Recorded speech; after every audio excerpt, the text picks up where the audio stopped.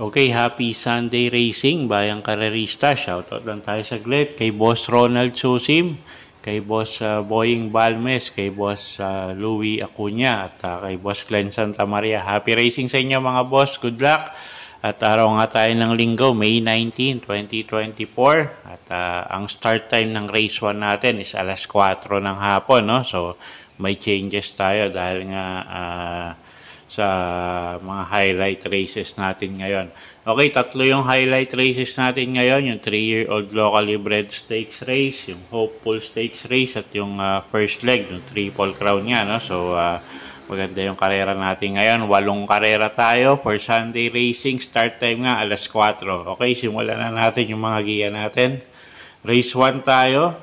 Start ng first pick 5. 3-year-old and above maiden race, 1,200 meters yung distansya natin dito. Okay, ako single ko na to sa race number 1, yung numero 3 na si Still Somehow, sasakayan ni Alison Pabilik. At nakaraan nga, medyo kinapos lang talaga to, no? Pero tingin ko mag-i-improve yung takbo ngayon. At halos 1 segundo rin yung diferensya nung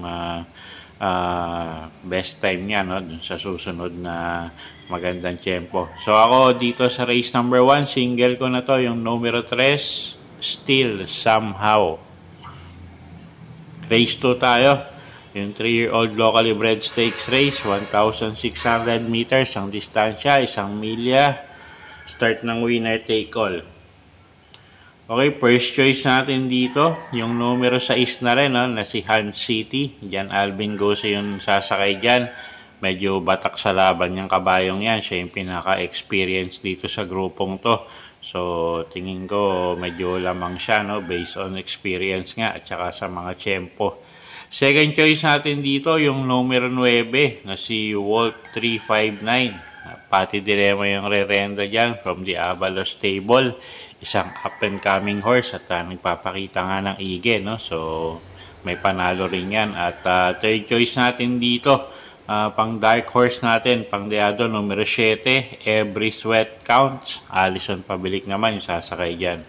Okay, so sa race 2, first choice nga, numero 6, Hans City. Second choice, numero 9, Wolf 359. At third choice, numero 7, Every Sweat Counts. Okay, race 3 tayo. Start ng pick 6. Hopeful stakes race. 1,600 meters ang distansya. 1 milya pa rin. First choice rin natin yung numero 2, no, na si Primavera. Pati Dilema yung re-renda dyan. At nagpapakita nga ng igito ng mga huling takbo niya. At pwedeng iuna, pwedeng isunod. Pero tingin ko dito mauna na to, no? At siya nga yung first choice natin. Second choice natin, yung numero 4 na si High Roller. Sasakyan naman niya ni Pabs Cabalejo. At isang dramating kabayo. At medyo patak din sa laban. No? So, tingin ko siya na rin magbibigay ng magandang laban dun sa numero 2. At pwede pang dehado kung kursunada nyo. Yung numero 5 na rin na si Sting. Sasakyan naman ni Alison Pabilik. Okay, so sa race 3, first choice, numero 2, Primavera. Second choice, numero 4, High Roller. At third choice, numero 5, Sting. Okay, race 4, start ng second pick 5. So ito na yung first leg ng Triple Crown. Stakes race, 1 milya yung distansya natin dito. 1,600 meters. Okay, first choice natin dito, yung numero 5 na si Bea Bell, JB Hernandez, yung sasakay dyan. At although hindi nagkakalayo yung mga preba nila, no? At napaka-impresibo nga ng mga panalo nito. At siya yung first choice natin. Second choice rin natin yung numero 1 na si Batang Manda. Pati Dilema naman yung sasakay dyan. Napaka-impresibo din ng mga ipinapakita nito, no? At although medyo ilang laban pa lang, pero tingin ko magaling na kabayo. So sa race 4, first choice, numero 5, Beabel. Second choice, numero 1, Batang Manda. Okay, race 5 tayo. Class 5-5 non-placers. Anybody's race. 1,200 meters ang distansya. Start ng peak 4. Okay, first choice natin dito, numero 5, One for the Road. Si Espari Jr. yung sasakay dyan. Medyo magang yung laban ngayon. Although, medyo may matutulin tayong nakikita rito na pwedeng magbigay ng pressure sa kanya sa harap, no? So, anyway, siya yung first choice natin. Second choice, numero 4, Buenabel. Sasakay naman ni Edgy Guerra. At second choice natin to. Kung sakaling magkaroon ng lutsahan, isa to sa pwedeng makinabangan, no? At yun, so second choice natin, numero 4, Buenabel. Okay, so sa race 5, first choice, numero 5, One for the Road. Second choice, numero 4, Buenabel. Okay, race 6 tayo. Class 4, 16 to 21 bracket. Distansya, 1,200 meters. Okay, first choice natin dito, yung numero 7 na si Wallop. AP Asuncion yung sasakay dyan from the Patrick Oy Stable. At medyo tingin ko gumangin laban ngayon, no? So, siya yung first choice natin. Second choice, yung numero 3 na rin na si Matikas, RC Suson, yung re-renta dyan. At pag nilabas ng connection, tingin ko malaki panalo. Ang tanong nga lang kung ilalabas, no? At pwedeng pangdehado yung numero 2 na si Go Aidan Go. Sasakay naman ni RJC Tabor. Okay, so sa race 6, first choice nga natin, numero 7, Wallop.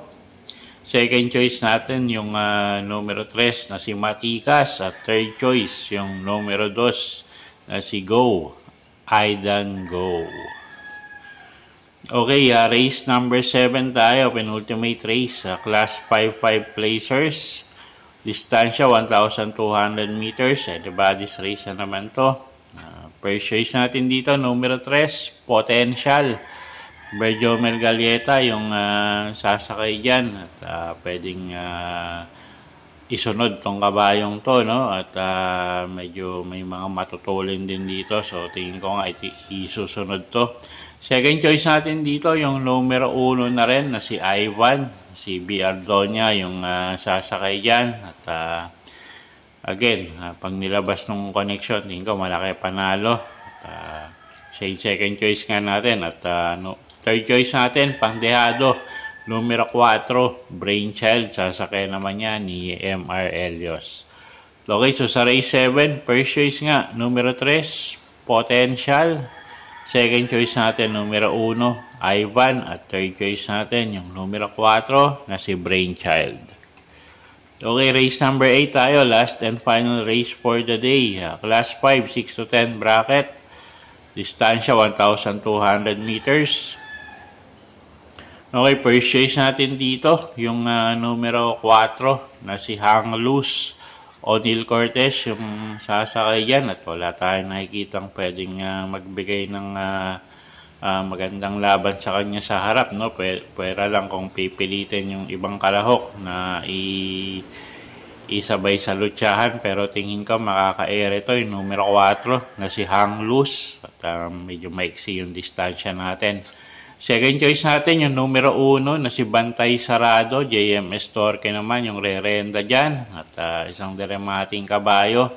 At siya yung pinaka-next consistent na pwede natin na matignan nga, no? Na siya yung pwedeng magbigay ng laban sa numero 4. Third choice natin, pangdehado, yung numero 5 na si Color Blast. Sasakay naman yan ni Jan Alvin Guse. Okay, so sa race 8, first choice nga, numero 4, Hang Loose. Second choice natin, numero 1, Bantay Sarado. At third choice, numero 5, Color Blast. Okay, so yung po yung mga giya natin para sa araw ng linggo, May 19, 2024. Sana po yung makatulong sa pagpili nyo ng mga tatayaang kabayo. Inulit ko po, kayo pa rin po masusunod kung saan nyo itataya yung pinagpaguran yung pera. Good luck po at happy Sunday racing, bayang karerista.